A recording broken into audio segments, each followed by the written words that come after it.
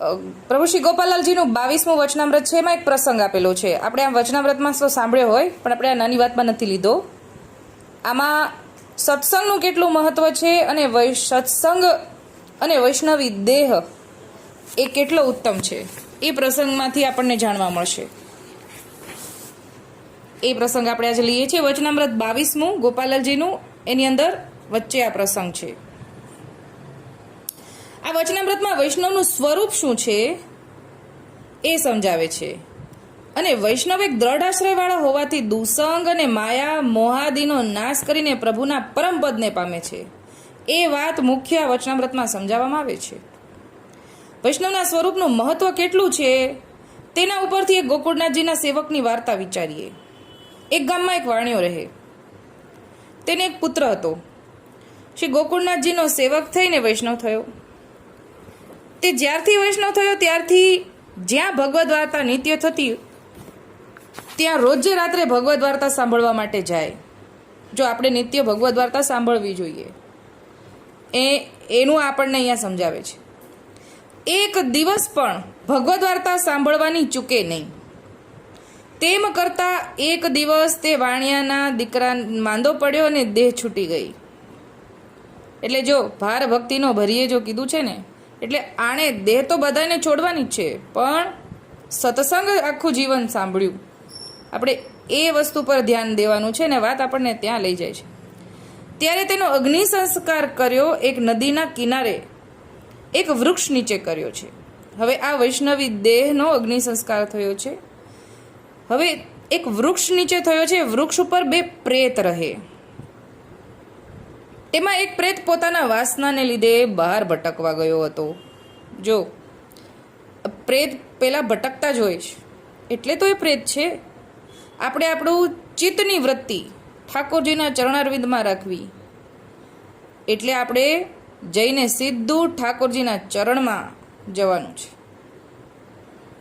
એ આપણને અહીંયા સમજાવે છે કે પ્રેત તો પેલા ભટકે છે અને અહીંયા તે વૃક્ષ પર નહોતો બેઠો, ભટકવા ગયો હતો એક પ્રેત. એમાં એક પ્રેત પોતાની વાસનાને લીધે બહાર ભટકવા ગયો હતો અને એક વૃક્ષ ઉપર બેઠો હતો. એ વૃક્ષ ઉપર બેઠેલા પ્રેતને આ વૈષ્ણવની દેહનો અગ્નિ સંસ્કાર કર્યો એનો ધુમાડો પ્રેતને લાગ્યો, એટલે તે પ્રેત યોનિમાંથી છૂટી ગયો અને તેનો મોક્ષ થઈ ગયો. હવે ખાલી એક ધુમાડાનો, વૈષ્ણવી દેહનો ધુમાડો. કયા વૈષ્ણવ?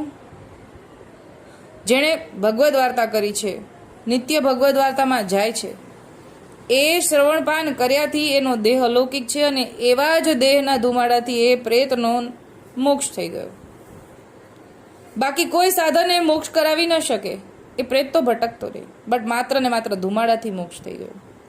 જ્યારે બીજો પ્રેત બહારથી આવ્યો ત્યારે પેલા પ્રેતને જોયો નહીં, તેથી તેણે વિચાર્યું કે આનો તો મોક્ષ થઈ ગયો લાગે છે, અને એણે જાણ્યું પણ કર્યું કે એનો મોક્ષ થઈ ગયો. એટલે વિચાર કરવા લાગ્યો કે હજુ અગ્નિ સાવ ઠરી નથી ગયો. આમાં જો લાકડા ને છાણા કોઈ નાખે તો ધુમાડાથી મારો આ મોક્ષ થઈ જાય, મારો પણ મોક્ષ થઈ જાય, એમ વિચારીને પ્રેત વૃક્ષની નીચે આવીને ઊભો રહ્યો. હવે એને મદદ જોઈએ છે ધુમાડો માટે. એટલામાં એક બ્રાહ્મણ કાશીની યાત્રાએ જવા માટે નીકળ્યો અને ત્યાંથી નીકળે છે. સુંદર નદીનો કિનારો જોઈને તેના મનમાં થયું કે અહીંયા સ્નાન અને સંધ્યા કરીને પછી આગળ ચાલું, કેમ કે ઝાડવાની છાયા છે. એમ વિચારીને બ્રાહ્મણે પોતાનો ખડિયો ખભેથી નીચે મૂક્યો અને સ્નાન કરવા માટે કપડાં ઉતારવા લાગ્યો. ત્યાં પેલો પ્રેત એ બ્રાહ્મણ પાસે આવ્યો અને કહ્યું, ભાઈ તમે મારું એક કામ કરશો, તમે બીવો નહીં તો વાત કરું. બ્રાહ્મણ બોલ્યો કે ભાઈ બ્રાહ્મણ છીએ અમે, ભય શેનો હોય. પ્રેતે કહ્યું કે આજે અગ્નિ છે, દેહ સંસ્કાર કરેલા અગ્નિ છે, એમાં લાકડાને છાણા પડ્યા છે, એમાં નાખો. એનો ધુમાડો મને લાગશે ને એટલામાં મારી પ્રેતની યોની મુક્તિમાંથી મને મુક્તિ મળી જશે. આ વાત સાંભળી બ્રાહ્મણને આશ્ચર્ય થયું કે પ્રેતને સઘળી વાત પૂછી. ત્યારે પ્રેતે કહ્યું કે આ ગામમાં એક વાણિયાનો છોકરો હતો, એની દેહ છૂટી, એનો અગ્નિ સંસ્કાર અહીંયા થયો છે. એનો આ વૃક્ષમાં અમે 2 પ્રેત હતા. એમાંથી એક પ્રેતને એ સમયે વૃક્ષ ઉપર બેઠો હતો ને એનો ધુમાડો લાગ્યો, એને મોક્ષ થઈ ગયો. હું બહાર ભટકવા ગયો હતો એટલે મને મોક્ષ ન થયો. જો ભટકવા જાય ને એટલે જ્યારે મોક્ષ થવાનો હતો ત્યારે ન થયો, હજી ઓલાનો થઈ ગયો. હવે આ માગી રહ્યા છે કે મને મોક્ષ જોઈએ છે. હું બહારથી આવ્યો ત્યારે પેલા પ્રેતને મેં જોયો નહીં અને માલુમ પડ્યું કે આના ધુમાડાને કારણે મોક્ષ થઈ ગયો, માટે તમે લાકડા છાણા નાખો, એનો ધુમાડો મને લાગશે તો મારો પણ મોક્ષ પ્રેતની યોનિમાંથી થાય. બ્રાહ્મણે વિચાર્યું કે લાવને જોઉં તો ખરી વાત શું છે. એટલે પેલા બ્રાહ્મણે ત્યાં પડેલા છાણા તે અગ્નિમાં નાખ્યા અને પેલો પ્રેત વૃક્ષ ઉપર બેઠો, એટલે કે બરોબર રીતે ધુમાડો મળે એટલે ઉપર જઈને બેઠો. તેને ધુમાડો લાગતા તે પ્રેત યોનિમાંથી છૂટીને દિવ્ય દેહ ધારણ કરીને આકાશ માર્ગે ચાલ્યો. આ બધુંય દ્રશ્ય પેલા બ્રાહ્મણે જોયું અને મનમાં વિચાર કરવા લાગ્યો કે કાશીની યાત્રા કરીને આ દેહ પાડવાથી મોક્ષ મળશે એની શું ખબર છે, પણ આ વાતની સાચી તપાસ કરીને હું પણ એ ધર્મનું પાલન કરું તો મારો પણ ઉદ્ધાર થઈ જશે. એટલે જો કાશીએ ગયા પછી ત્યાં પણ જઈને દેહ પડે ને ઉદ્ધાર થાય એની તો પાકી ખબર નથી, પણ આ તો એને નજરે જોયું છે કે જીવતા માણસનું તો ઉદ્ધાર તો થાય જ, પણ આ તો જે ભટકે છે એનોય ઉદ્ધાર માત્ર ધુમાડાથી થાય. એ કેવો ધર્મ હશે? એવું એને કુતૂહલ થયું કે આ તો જે ભટકે છે વખતોથી એનોય ઉદ્ધાર થઈ ગયો, આ તો હું જીવતા જીવતા જ મારો ઉદ્ધાર કરું ને. જેના ધુમાડાથી પ્રેત યોનિમાં રહેલા જીવની મુક્તિ પામે તો પછી એવો ધર્મનું પાલન કરનારને અધિક ફળ મળે, એમાં શું નવાય. આમ વિચારીને બ્રાહ્મણ સ્નાન સંધ્યા પતાવીને ગામમાં ગયો. તપાસ કરતા એક વાણિયાનો દીકરો ગુજરી ગયો છે ને બધું માલુમ પડ્યું. વાણિયાના ઘરે તપાસ કરીને સઘળી બનેલી હકીકતની વાત વાણિયાને કહી. એટલે હવે વાણિયાને વાત કરી દીધી કે ભાઈ આ રીતે પ્રેતનો મોક્ષ થયો. તેને પૂછ્યું કે તે કયો ધર્મ પાળતો હતો. ત્યારે વાણિયાએ કીધું કે ગોકુળના ગુસાઈ શ્રી ગોકુળનાથજીનો સેવક થઈને વૈષ્ણવ થયો હતો અને નિત્ય ભગવદ મંડળીમાં ભગવદ વાર્તા સાંભળવા જતો, એટલી મને ખબર છે, બીજું હું જાજુ જાણતો નથી. એથી તે બ્રાહ્મણે કાશી જવાનો વિચાર માંડી વાળીને ગોકુળ ગયો. હવે જો એને કાશી જવાનો વિચાર ફરી ગયો, કેમ કે એનાથી પણ ઉત્તમ એ સાધન માર્ગ કરતાં પુષ્ટિ માર્ગ ઉત્તમ છે. એટલે હવે ગોકુળ જાય છે અને ગોકુળનાથજીને બધી વાત કરી. ગોકુળનાથજી તેની સરાહના કરતા કહ્યું કે વૈષ્ણવ તો એવો જ હતો, તે નિત્ય ભગવદ મંડળીમાં ભગવદ વાર્તા સાંભળવા જતો, એના હૃદયમાં પ્રભુ બિરાજતા, તેથી તેની દેહી શુદ્ધ થઈ ગઈ હતી. જ્યારે ભગવદ વાર્તા સાંભળીએ ને ત્યારે ઠાકોરજી હૃદયમાં બિરાજે. ધીરે ધીરે ધીરે શ્રવણપાન કરીએ ને એટલે આપણા હૃદયમાં રહેલા મળ બધા નાશ પામતા જાય. એ અહીંયા ગોકુળનાથજીએ અહીંયા વાત કરી કે એની દેહ શુદ્ધિ થઈ ગઈ હતી. ભગવદ વાર્તા સાંભળવાનું એવું પ્રતાપ બળ છે, તે વૈષ્ણવ થયો, તેની ઉપર ભગવત કૃપા થઈ, માટે તેની દેહ ઉત્તમ છે, વૈષ્ણવી દેહ ઉત્તમ છે. એવું વૈષ્ણવ સંબંધી ખૂબ જ વૃતાંત સાંભળીને બ્રાહ્મણ ગોકુળનાથજીનો સેવક થઈ ગયો. વૈષ્ણવની દેહ પ્રાકૃત નથી, અલૌકિક છે. એટલે ભાઈ આ બીજા બધા જેવા વૈષ્ણવનો દેહ નથી. જે પાક્કા વૈષ્ણવ છે, ભગવદીય છે, એ પ્રવાહી મર્યાદિથી જુદા છે, અલૌકિક છે. એ ઉપરની વાત અહીંયા આપણે જાણી અને એ ઉપરની વાર્તામાં વૈષ્ણવનું સ્વરૂપ સિદ્ધાંત સમજાવે છે કે વૈષ્ણવનું સ્વરૂપનું કેટલું મહાત્મ્ય છે. ધન્ય છે જેની દેહ વૈષ્ણવની છે. અને ખાસ તો આ બધું વૈષ્ણવની દેહ સેવા સમરણને સત્સંગને કારણે વધુ અલૌકિક થતી જાય છે. બાકી તો જો આ દેહ ધારણ કર્યાનો શું મતલબ, જો સેવા સમરણ સત્સંગ ન કરીએ તો. આ ગોકુળનાથજીના ઘરનો પ્રસંગ છે, પણ છે પુષ્ટિ માર્ગ જ ને આપણો.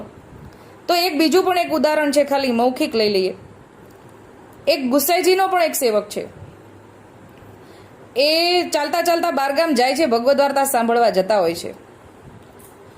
અને એક દિવસ બહુ વરસાદ પડ્યો એટલે બારગામ જવા માટે એને વિલંબ થયો. રસ્તામાં જંગલના રસ્તે જાય છે, બહુ વરસાદ પડ્યો અને રસ્તામાં રોકાઈ જવું પડ્યું કે જંગલમાંથી પસાર થતાં પહેલાં અહીંયા રોકાઈ જવું. પણ વરસાદ અટકી ગયો એટલે જંગલમાંથી પસાર થવાનું થયું. ત્યાં પણ એને પ્રેત મળ્યા. હવે પ્રેત કહે છે હું તને ખાઉં, તો એ વૈષ્ણવ કહે છે કે અત્યારે નહીં, હું સત્સંગમાંથી આવું ને પછી ખાજે, મારે સત્સંગ બાકી રહી જાય તો હું સત્સંગ કરીને જ ચાલીશ, તો જરૂર ખાજે. થોડી આનાકાની કરી પછી પ્રેતને વિશ્વાસ આવ્યો કે ઠીક છે તમે જઈ આવો, વળતા તો હું ખાઈશ. પછી એ સત્સંગમાંથી બીજે દિવસે આવે છે પાછા અને બોલાવે છે પ્રેતને.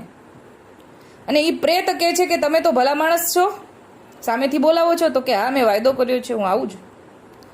હવે એના સત્સંગી આવેશ, પેલા સત્સંગીમાં જતા હતા, હવે સત્સંગમાંથી આવ્યા ને તો સત્સંગનો આવેશ એવો બધો છે ને એના દર્શન માત્રથી પ્રેતની બુદ્ધિ નિર્મળ થઈ ગઈ. એટલે કે ખાવાનો વિચાર માંડી વાળ્યો.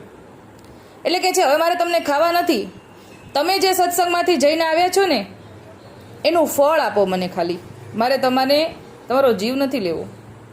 ઓલા વૈષ્ણવ એમ કહે છે કે ના ભાઈ આપણે તો ખાવાની વાત થઈ હતી, હું તને કાંઈ ફળ ના આપું, સત્સંગનું ફળ તો કાંઈ દેવાતું હશે કોઈને. ઓલા પ્રેત કહે છે ના મને જરા ફળ આપી દો, મારે બીજું કાંઈ નથી જોતું. થોડી આનાકાની કરી. પછી વૈષ્ણવે કીધું એ તો ફળ ના મળે. પછી ઓલા બહુ કરગર્યા, ભાઈ પ્રેત કરગરે છે વૈષ્ણવ પાસે કે ભાઈ તમારો સત્સંગનો એક મને કાંઈ નહીં તો 3 તાળીનું તો ફળ દે. શું 3 તાળી પાડી તમે સત્સંગમાં, એનું ફળ આપો મને ખાલી. પછી વૈષ્ણવે તો ના પાડી, પણ આકાશવાણી થઈ હતી ત્યારે કે પરમારથ કરવો જોઈએ વૈષ્ણવે. 3 તાળીનું ફળ આપવામાં કંઈ વાંધો નથી, એ જીવનો મોક્ષ થઈ જશે.